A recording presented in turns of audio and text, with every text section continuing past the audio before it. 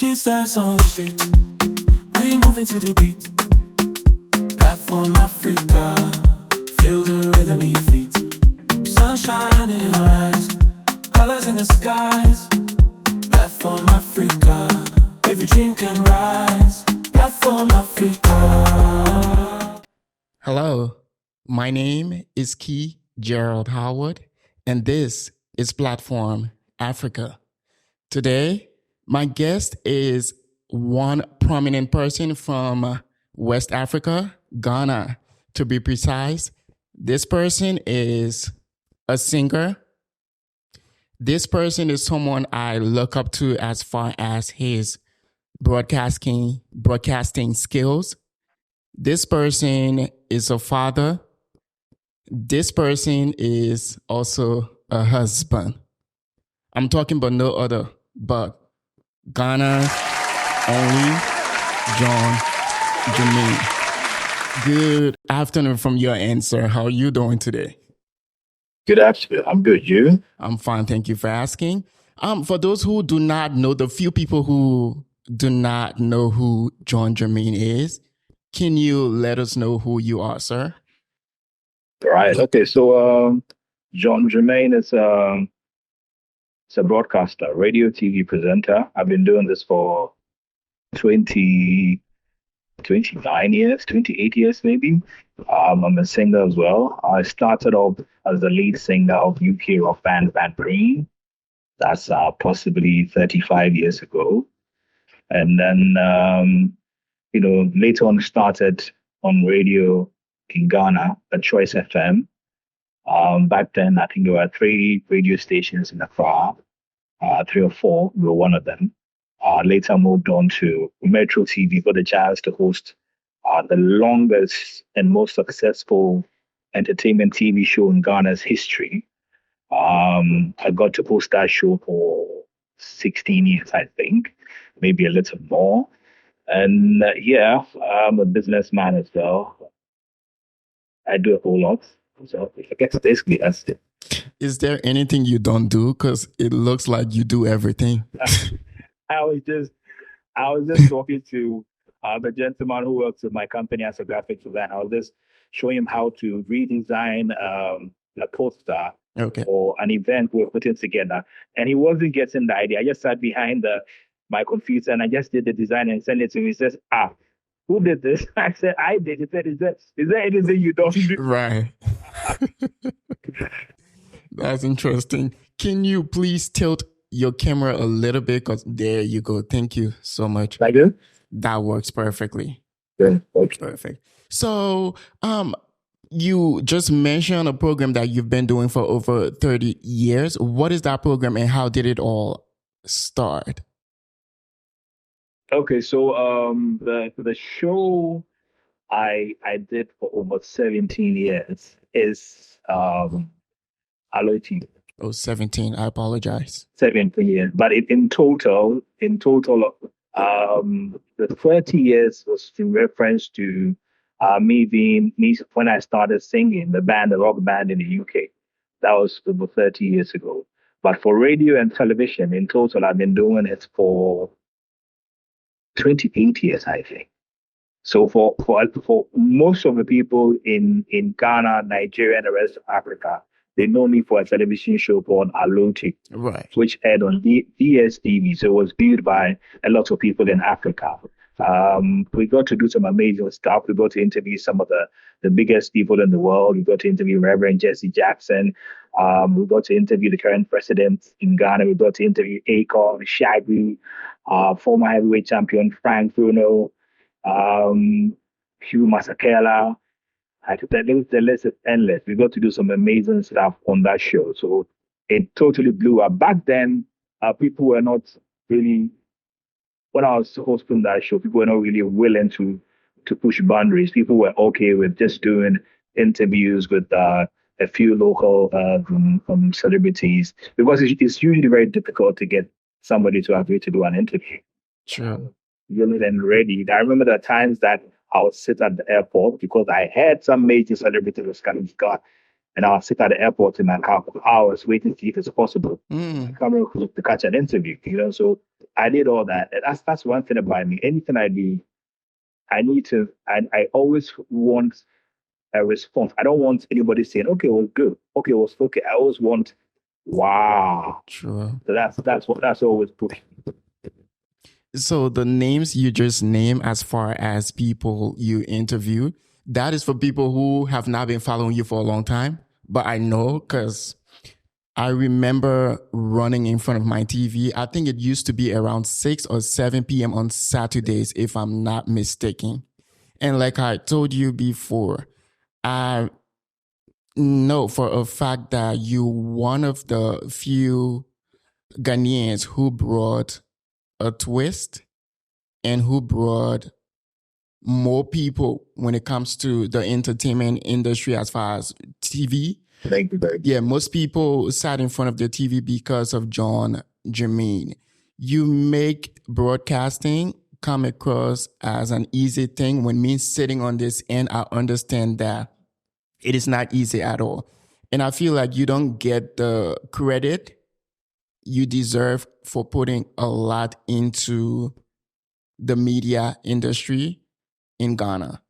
The other day I was just scrolling through my phone and someone put a photo of you in a group chat. I think a group chat, a page or something of that sort. And they were like, this is one person who does not get credit for the work they've put in Ghana. So I screenshotted that post and I saved it. It's actually on my phone. And I think you must have heard about it, correct? Did you hear anything about that post? Sorry. No, I get a few people making posts like that. I think a few weeks ago on Facebook, a gentleman who's also a TV presenter, but quite popular in Kumasi, who apparently happens to be one of the people who really looks up to me. I'm super honored about that. Um, Posted that I happen to be one of the people who was not giving credit for some of the amazing stuff that I've done. I get that. I get that a lot. Um, it's usually quite true because the part of the world that we are from, I mean, you probably have to wait till you're dead.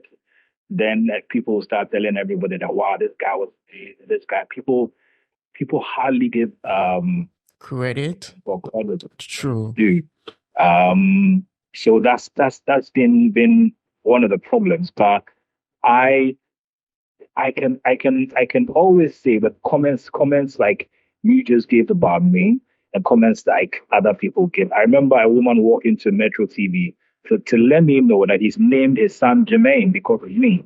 Oh, So all these things come together. It puts a smile on my face. It makes me realize that there are people out there who still remember, what I did. I remember my daughter who's at the university now, telling me that in SHS in secondary school, when her tutor found out her father was John Germain, it was like a whole scene because mm, like, wow, your dad is George Germain, and the conversation that went on and on, and all these makes me happy about the fact, even though it usually looks as though I haven't been really given the recognition that people haven't messed up. Listen, right. John Germain did this, John Germain did that, John Germain did this first.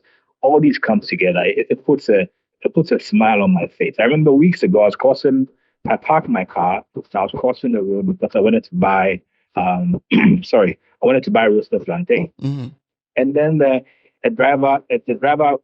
car right next to me stopped for me to cross. The driver bought out and said, wow, wow. John Germain. John Germain was pointing at people. You people know this guy. And all these come together and I think it's a blessing and I'm honored for it. It is. And I like the fact that you are so laid back about it. It is your work that speak for itself. So right now, I'm not even talking about the fact that you do a great job. I'm talking about everything combined. your sense of fashion is just undeniable. You dress well. And me, for instance, me number one, I have been following you and you enable me to be able to look good like this today for my show. So when I thought about coming up with this concept, one of the very first names that came to my mind was your name, Jon Germain. So I thank you for everything you have done, you've been doing, and you will continue to do. So, ladies and gentlemen, we have Jon Germain on our screen. I need you to not go anywhere. We will be right back in a second. Platform Africa.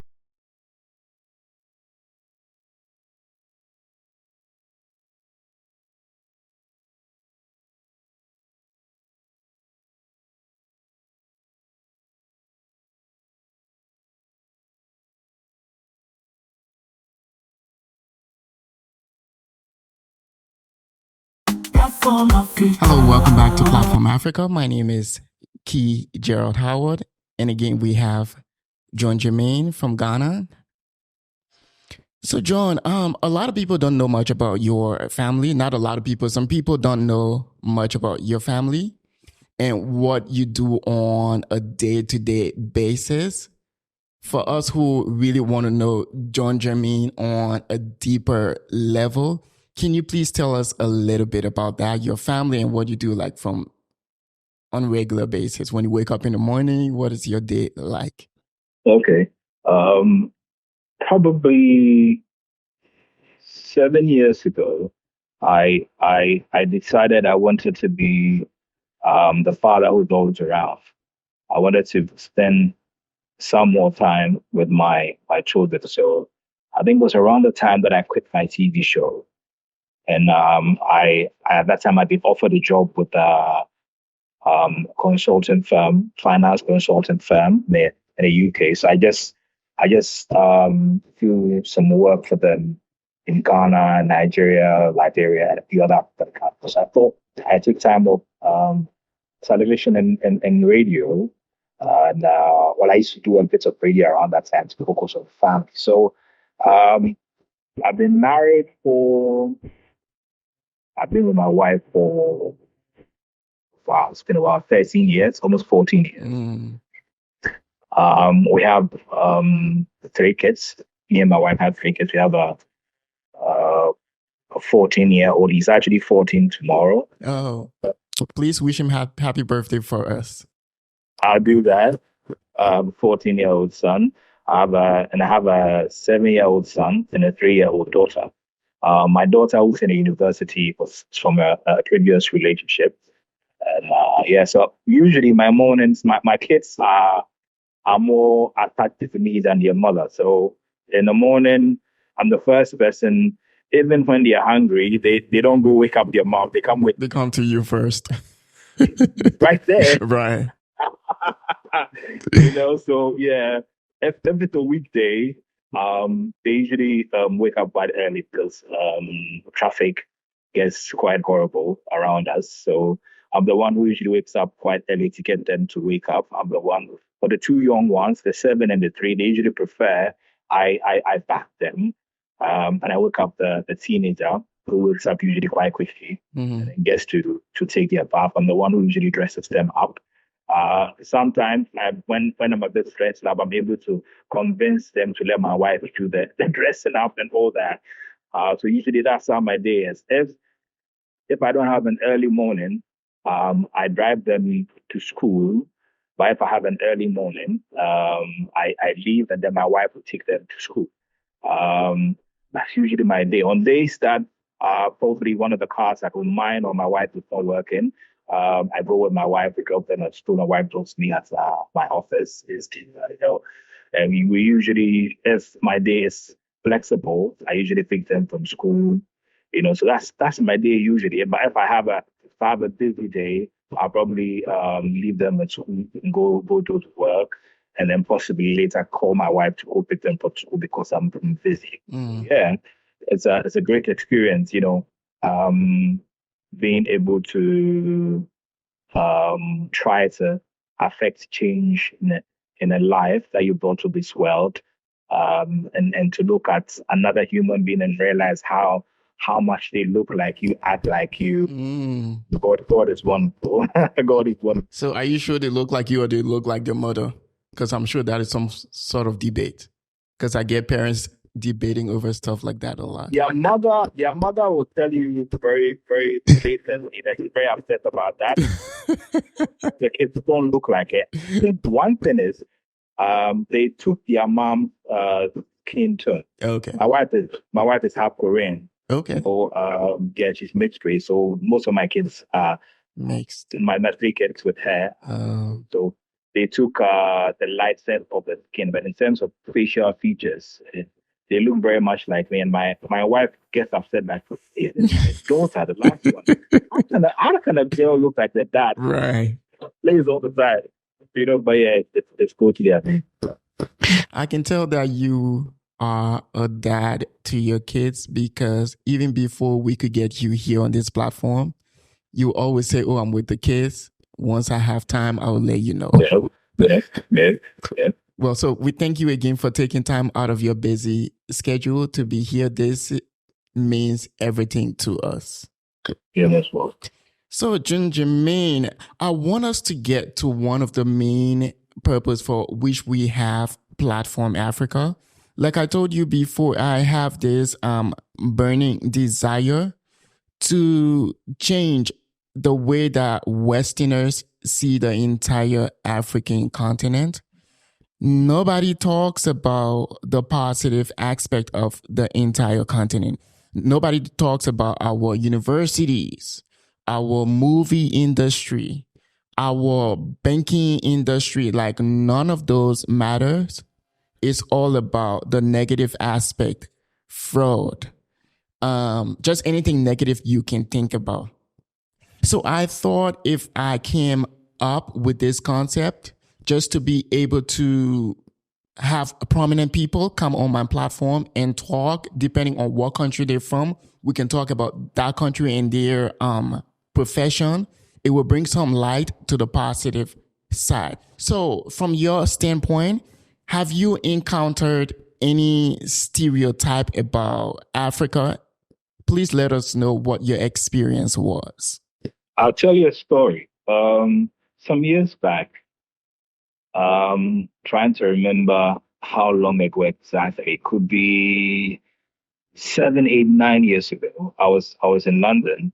I had a gig. I had to perform. I had to MC a gig. I had a few gigs. I'm trying to remember. It was mostly MC, and I think I had one gig that I had to sing. I had to perform. And then there was another gig that needed post needed production. We needed a camera crew to film stuff which was going to the air on another channel, not my show. So I remember we took a break sometime and we decided to sit somewhere, have a drink, and have lunch, if I remember correctly. Memory is quite bad these days, but whilst we're having lunch, there were a few of us. I think every single person there was was Caucasian, British. There's one person I'm trying to remember, not British, but I'm trying to remember the country he's from. And whilst we're having that conversation, a gentleman drove very close to our restaurant and parked his Lamborghini. Mm. And I remember telling them that I have a friend in Ghana who just got a Lamborghini. I realized the whole scene had changed because I'm sure they were telling themselves about Lamborghini in Africa. Right. Serious. Right. So they kind of chuckled, they kind of laughed. And one of them said, wait, in Ghana, or you're talking about that? I said, in Ghana. And they started looking at me funny. But, at that time, 7, 8, 9 years ago, I had friends who had not just one, two or three Ferraris, two or three Lamborghinis, Rolls Royces, Bentleys. There are many people in Africa who've had these cars probably in the past 15, 17 years. And I know there are people who live in mansions that Hollywood stars will envy. Right. And it's been like that. It's been like that for very long. It reminds me of an exchange journalist who was brought from the UK Right. to understudy me at Metro TV, Mm. and her job was to record videos, have them edited by my editor Reggie, rest in peace Reggie, and send them back to the channel in the UK to be aired. And one thing I realized that every single time, whatever she filmed in places that I didn't even know existed in Ghana. Mm. This is so bad. I have never seen before. Right. So I asked her reason because listen, where we work is an amazing place. Hmm. You should go it's a walk down the street, you go to it's a lovely place. Right. Go to there are so many places that look like places in Europe. So why don't you take pictures or videos of that place? Those So places. if I record this and I sent it to my boss, they wouldn't air it because that's not the Africa we know. Wow. They want the Africa they know. Wow. So that's not going to work for me. You can do that, but when you're done, film the best places and see how the average Ghanaian sometimes even break much better than Absolutely. You're right. Right. yeah, on an average day, with the average Ghanaian walking or going to the mall or to just get something to drink is much better than most people in the UK. You know, like I wanted people to know that the Africa we see on TV is totally different. I remember another gentleman also came to Metro TV from America to also learn from Metro TV. I'm sorry to interrupt, John. We're seeing half of your face. Can you tilt the camera over? Thank you. Is this okay? That's perfect. Yeah. He also came with a backpack like he was going to the jungle, Hmm. and he brought two clothes Wow. and a backpack that had everything he thought he would need. He told me himself that he's a bit confused because he brought clothes and a backpack because he thought he was going to the jungle. And he got here and saw people super dressed up in their nice jeans and shirts and suits every single day. And wherever he went, he saw people looking as good as people look in America. And he realized he made a mistake. So those are some of the experiences that I came across. And it's a bit funny, but it's really true. I have nieces and nephews who were born in the UK and in America, but they visit Ghana. And people tell them they tell me all the time that anytime they mention that they are from Ghana, in Europe, America, and the UK, Hmm. they generalize everything. Are you from Africa? Right. That continent. Right. It's not a country. Right. When you say you're Ghana, they say, oh, you're from Africa. People always think about, oh, so have you seen you? So how do you guys, move around with a monkey? I've not seen a monkey before, only on TV. Right. Right. Right. And people ask you, so how do you guys, how's it like seeing a lion? I haven't seen a lion, but a TV. Same here. So it's always quite interesting to hear them. I think Africa, Ghana, Nigeria, and I think Afrobeat is doing an amazing job. Now, gradually, people are beginning to understand that they are very wealthy people in Africa, and Africa is doing. And social media too has helped. Yeah, social media stuff. Media is really. I'm glad that it is not just me talking, because at first it used to really upset me. But as time goes on, when it starts to run into like 10, 12 years, it's okay. Whatever you want to think it.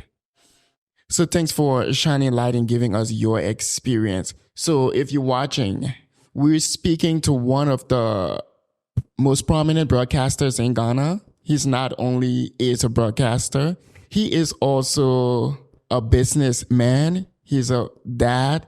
He is a singer as well. And I'm talking Jon Germain. So please do not go anywhere. We will be right back with you in a sec. Right now in Western Africa, a child is hungry and another is naked, scared, and alone.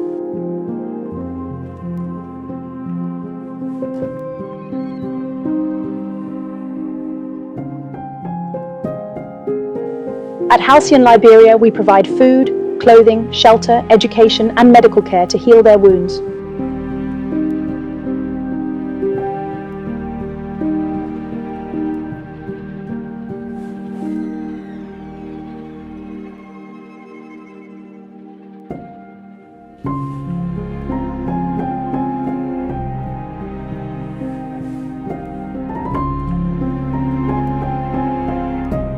Your support is crucial. Join us today with just $14.99 a month. Visit our website or call now. Your help is urgent. Your name will be honored on our website, and you may receive a souvenir as a reminder of your kindness. This is your chance to give life. Act now. Hello, welcome back to Platform Africa. I'm your host, Key Gerald Howard. So, John, I need you to tell us what is Jon Germain working on now, as far as Uh, business, profession, or anything. I'm working on quite a lot. There are a few projects that the team that I work with at Concierge Plus are trying to get governments to fund in Ghana. And I'm also, a few months ago, I released the very first Ghanaian celebrity fragrance perfume. Are you serious? Yes, El Supremo. Nice. Jon Germain. Yes, I released that. It's actually a year ago today. Yeah, we put that out a year ago today or yesterday, and in that data phase. And I've been getting a lot of people asking why I haven't released a new song with a few years. So every little time I get, I go to the studio to record a new song. I've recorded quite a number of songs, probably I think 16 or 17 songs now. I'll go through them and see which one I can put out. I'm also currently working on my team. My team realized that every Christmas in Ghana, there seems to be a lot of parties, a lot of concerts, Right. events. Right. There's never a concert that's meant for the reason why we're celebrating Christmas. There's never a concert for Jesus. There's never any musical, but it's usually other stuff. Yeah, people go to church and all that. But I thought we need an event for the occasion. So we're working on a musical concert festival called Jesus in the Park, which is going to be on the 23rd of December. And I started filming season 2 of my new TV show called I Am Jon Germain. I saw that somewhere. If you go on YouTube, you can see that it airs on 5 TV channels in Ghana, Nigeria, and on Sky TV in the UK as well. I've started filming season 2, and I've been doing a lot of charity work as well. I seem to realize a lot of people come into my DM on Facebook and Instagram asking for help.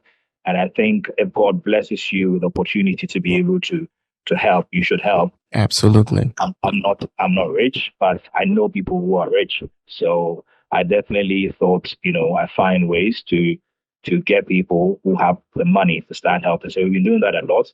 We're actually working on something for Christmas that we get buy clothes, get food for children all over Ghana. So that's I'm working on too many things. And sometimes it just keeps me, but that's one of the things I'm working on there. Thanks for letting us know. Now, you mentioned your fragrance line. So if people want to order, are you selling like worldwide, or is it, how do people get to buy? Okay, so it's great news, but we totally sold out about a month ago. Okay. Totally sold out. We shipped all over. We got people following us from Germany, the Holland, the UK, America.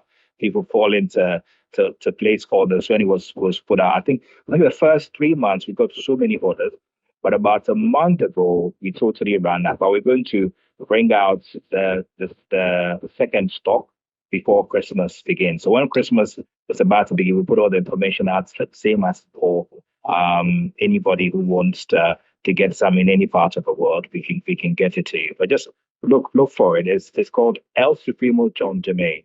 The 2 fragrances in one.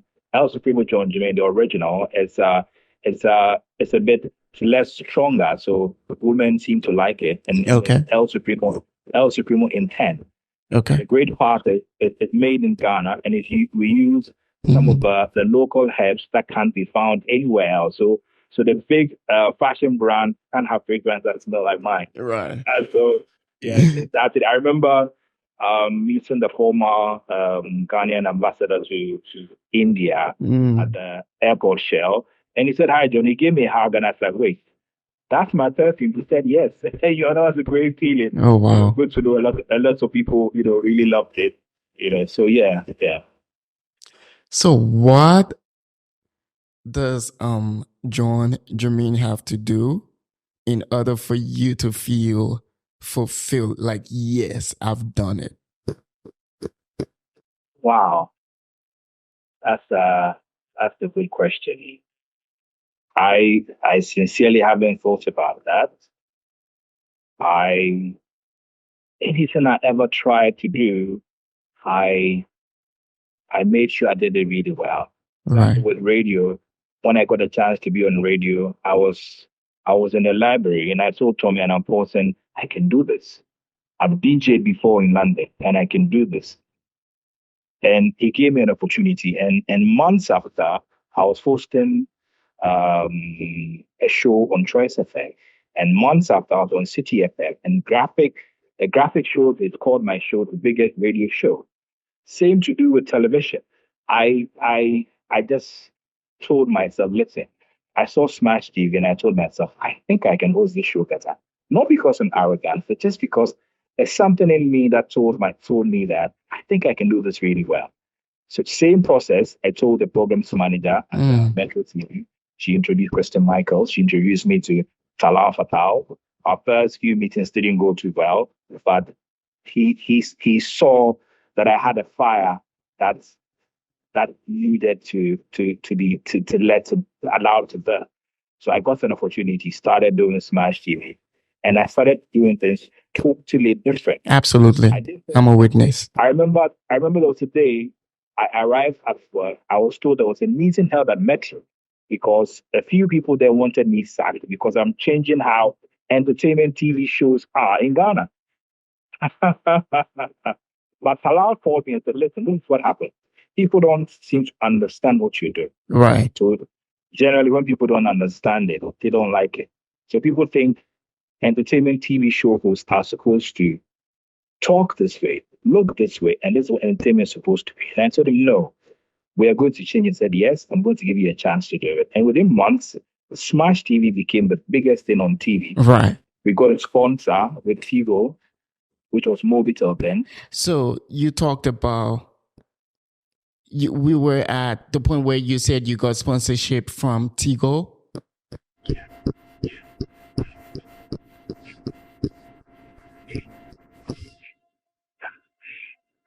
Smash TV concept, but I made it better and I added new bits to it to make it bigger.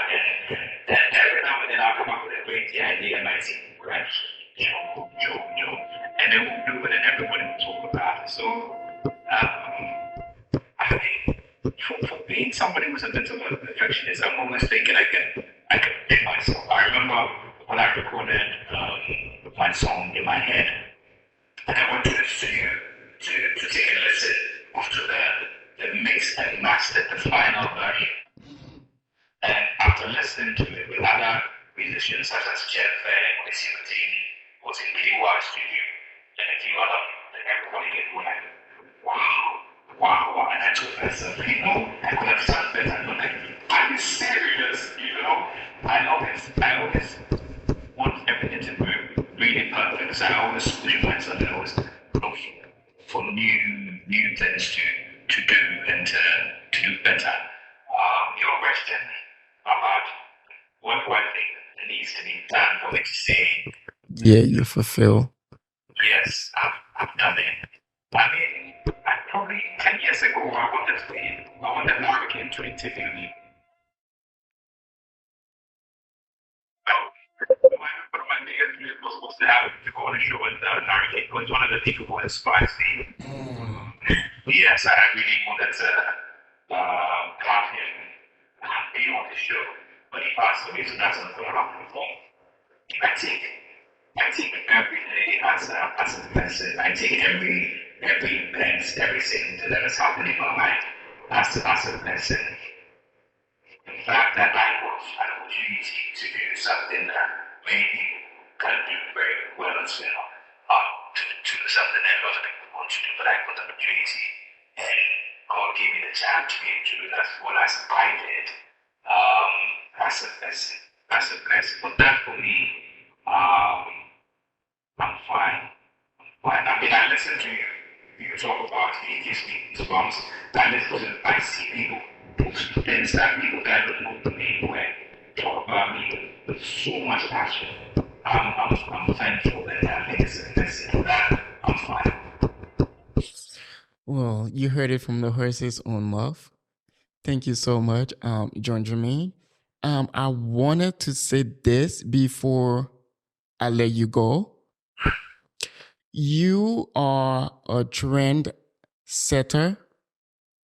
You are one person that do things and have other people copy you.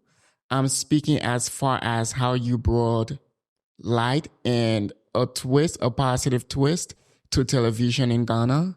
I'm speaking about how you brought a twist when it comes to music in Ghana. And for that, if no one has told you, I and millions of people who will be watching this appreciate you, and we want to give you your flowers whilst you are here. And it's almost like you have paused your age because you are not aging at all. Are you serious? You don't look it at all. You do not look it at all. And then lastly, I'm originally from Liberia, but I don't know Liberia because I left when I was 6 because we had like a long civil war. I moved to Ghana. Ghana is all I know. So when I'm talking about going back home, it's never Liberia, it's always Ghana. I grew up in East Legon, to be precise, American House area. So I'm always in Ghana. I'm setting up businesses in Ghana. Ghana is what I know. And I want to say this to every Ghanaian watching.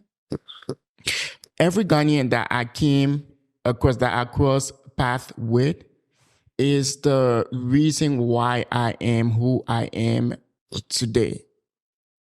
I went to school in Ghana, in Sanian Secondary School, Ghana Institute of Journalism, Alliance Française. Today I have 11 months to be a doctor. And if it wasn't for, yes, sir, thanks. If it wasn't for God first, Ghana second, I was definitely not going to be who I am today. So if you're Ghanaian and you're watching, I thank you for everything, for molding me to be who I am today. And I want to say this. I remember 1996, in the month of April, that was when Liberia was going through like a heated crisis when it comes to our civil war. There was this very huge ship called Bulk Challenge that was going from countries to countries. And every West African country that ship landed in with thousands of Liberians, they refused to have us like stay in that country. But Ghana was the only country who took us in. Not only did they take Liberians in, they also cared for us because they gave us like a huge land to build our own stuff. I'm not even talking about Budubram camp. I'm talking about Senzule camp, the second camp. I think it's somewhere in Cape Coast, if I'm not mistaken. So I'm very, very grateful to you and every other Ghanaian watching this. Yeah, like Ghanaians need to appreciate Liberians as well, because I remember back then when Liberians came to Ghana, Liberians brought a lot of style. The Liberians have a different style. True. The young Liberians and you who I was friends with, I learned a lot from them. Liberians are probably one of some of the most beautiful women on one planet. Right.